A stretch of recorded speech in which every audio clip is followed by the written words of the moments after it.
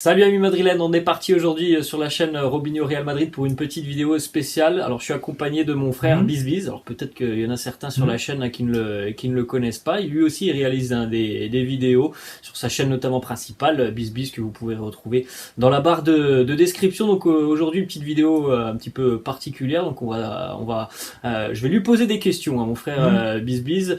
Moi c'est ma chaîne Real Madrid, donc je vais évidemment lui poser des questions sur le Real, sur des événements de la saison, pour qu'il nous donne un petit peu son avis. J'interviendrai aussi évidemment pour donner un petit peu mon point de vue, mais c'est important aussi de diversifier un petit peu nos points de vue. Donc vous allez avoir l'avis de quelqu'un, voilà, qui suit un petit peu de plus loin que moi le Real Madrid, et on va voir notamment ce qu'il en pense. On va démarrer premièrement avec une information directe qu'on a appris cette semaine, hein. Le Real qui retrouvera City en Champions League. Ça s'était mal passé pour le Real il y a 2 ans avec 2 défaites face aux Sky Blues de Pep Guardiola. Donc vas-y, donne-moi ton avis, ton ressenti par rapport à cette demi-finale. Tu la sens comment pour le Real? Bon, pour l'instant, je la sens pas super bien parce que pour moi, je vais pas vous mentir, pour moi Manchester City, favori. Ouais, pour moi ils sont favoris. Après, j'ai pas dit qu'ils allaient passer, bien sûr.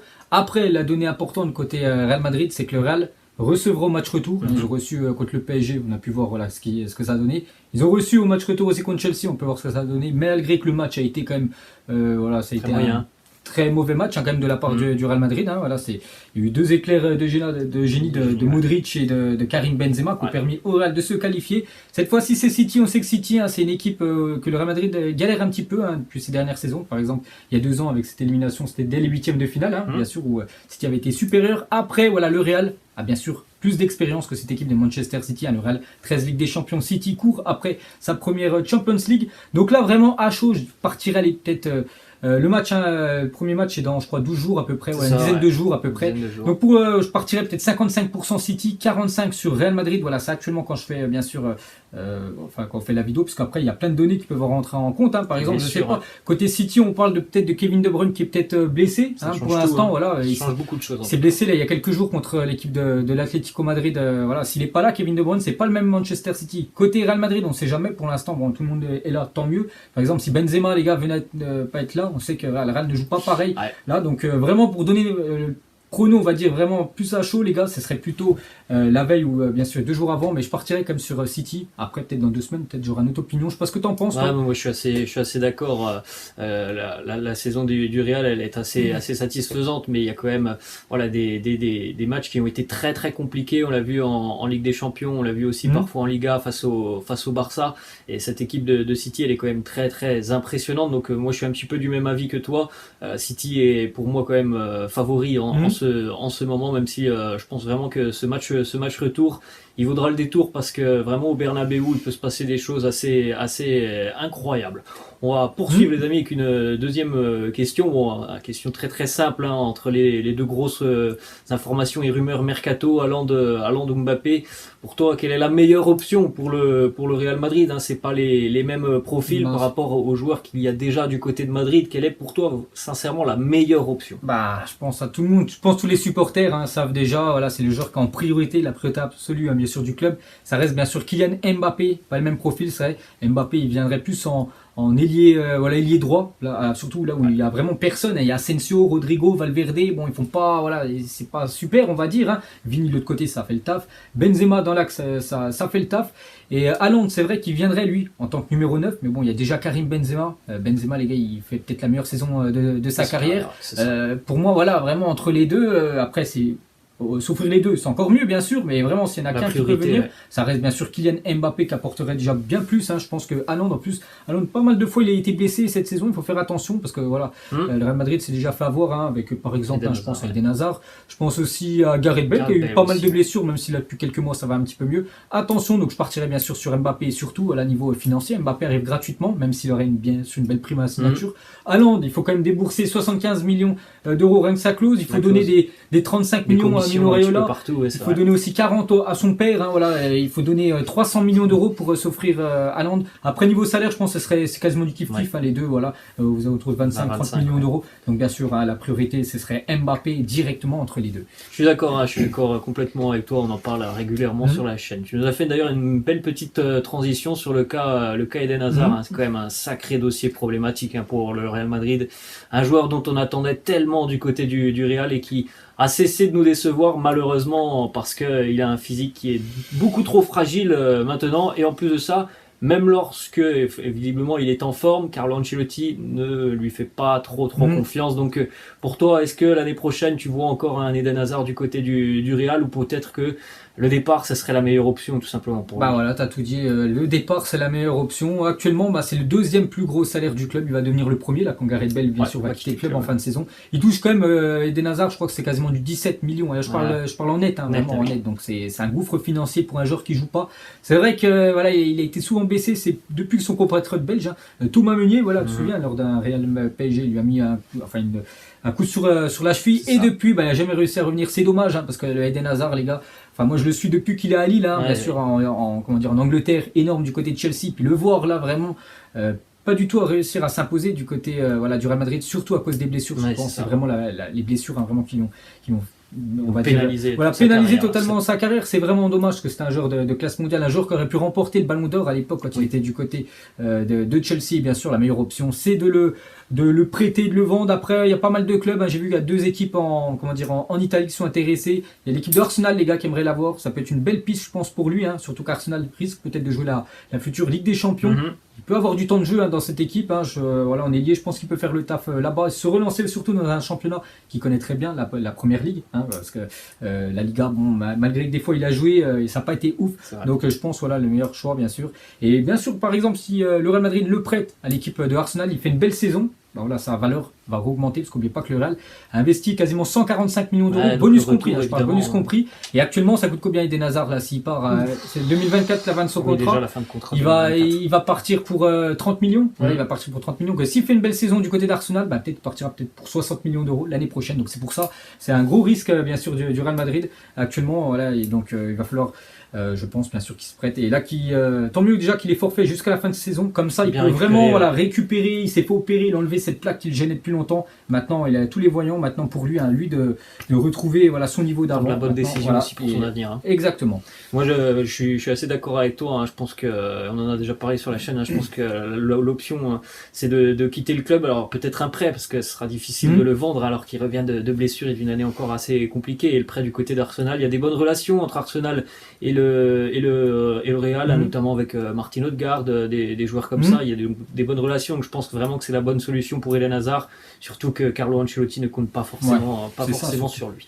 Ensuite, une autre question par rapport à la saison globale du Real Madrid. Si tu devais me donner deux postes qui posent problème du côté du Real Madrid, deux joueurs qui te posent problème. Bon, j'ai ma petite idée sur la réponse, mais vas-y, je t'écoute. T'es gentil, je peux en donner pas mal, je pense, et ça revient en fait de la question d'avant, truc financier, le Real Madrid, s'ils veulent Mbappé, s'ils veulent aussi Haaland, Camavinga qu'on annonce aussi, il faut lâcher bien sûr des joueurs, il faut lâcher des gros salaires, et direct Eden Hazard déjà, ce serait bien de le prêter, même si le Real prend 50% de son salaire, ce sera toujours 50% de récupérer pour un joueur surtout qui joue pas. Gareth Bale, bien sûr, lui c'est sûr, de toute façon il est en fin de contrat. Là, je te parle d'un joueur qui devrait quitter le club, lui il va quitter le club, il ne sera pas prolongé.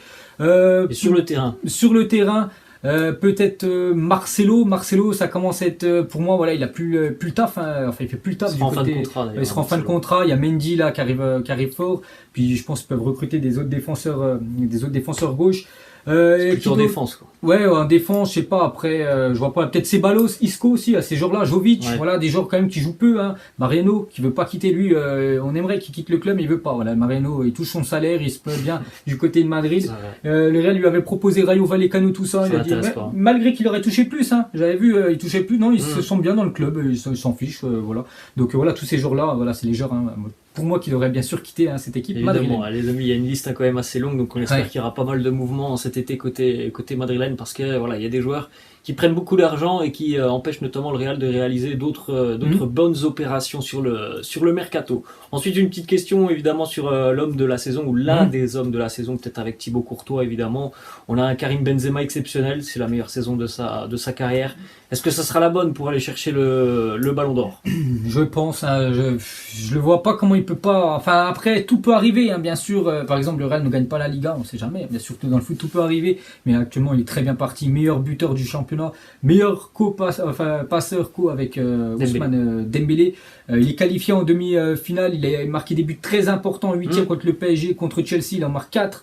Voilà, je pense tout est bien, tout est réuni, on va dire, hein, pour qu'il remporte, bien toutes sûr. les planètes sont alignées. Et en là. plus, là, j'ai vu que la Ligue des Nations, ça comptait dans ce Ballon d'Or. Et il a remporté la Ligue des Nations, il a marqué des buts, Il des était buts en décisif, finale, ouais. voilà, tout ça.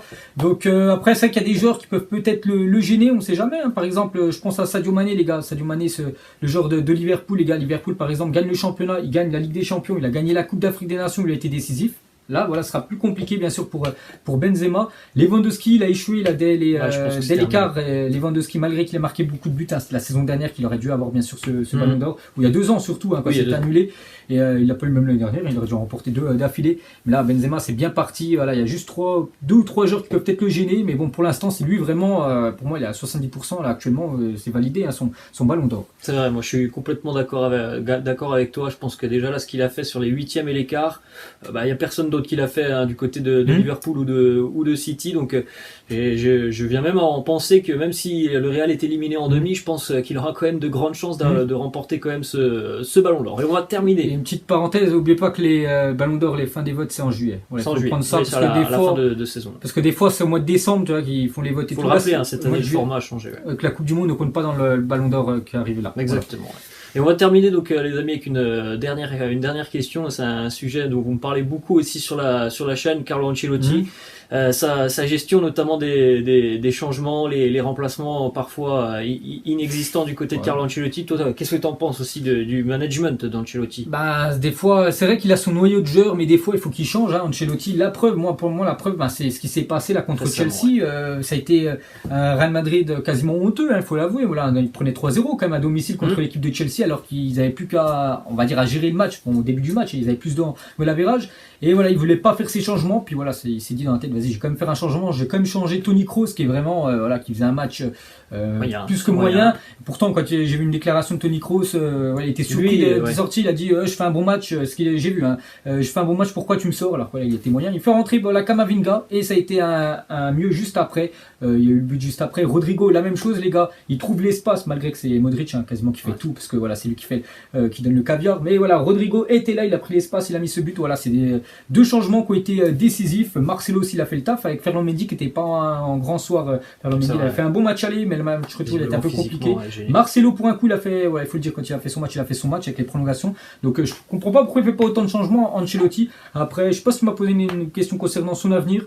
Je pense, voilà, je vais répondre. Hein, voilà, il a Ancelotti, je pense, voilà, que c'est l'entraîneur actuellement parfait hein, pour le Real Madrid. Hein, il est quand même premier de Liga, toujours qualifié en Ligue des Champions. Voilà, si l'entraîneur veut continuer le club, voilà, je pense qu'il n'y a aucun souci. Hein. Et il pourra peut-être remporter le championnat qui lui manque. Hein. N'oubliez pas qu'Ancelotti a rapporté 4 championnats, c'est vraiment l'objectif pour lui. Hein. Les 4 autres gros championnats, donc en Première Ligue, Ligue 1, Serie A et Bundesliga, il manque plus que ce championnat espagnol et deviendra tout simplement le premier entraîneur à remporter 5 gros championnats. Ça, t'as raison, je pense que peut-être malgré le fait que le Real ne remportera pas la Ligue des Champions, je pense que Carlo sera encore sur le banc des Madrilènes l'année prochaine. La saison a été quand même assez réussie hein, comptablement pour le Real. Après une pousse, juste, il aurait pu avoir de gros problèmes, c'était lors du non-match hein, qu'avait fait l'équipe du Real contre l'équipe du PSG au match aller. Heureusement qu'il y a eu qualif après, hein. Pourtant ils avaient encore mal joué, ils ont vraiment le déclic ça a été Benzema, Donnarumma, et ça aurait été le même match parce que le PSG gagnait 1-0 hein, donc là ils allaient se faire sortir, là c'était pas sûr hein. Là on n'aurait pas parlé d'Ancelotti sûr qu'il allait rester sûr,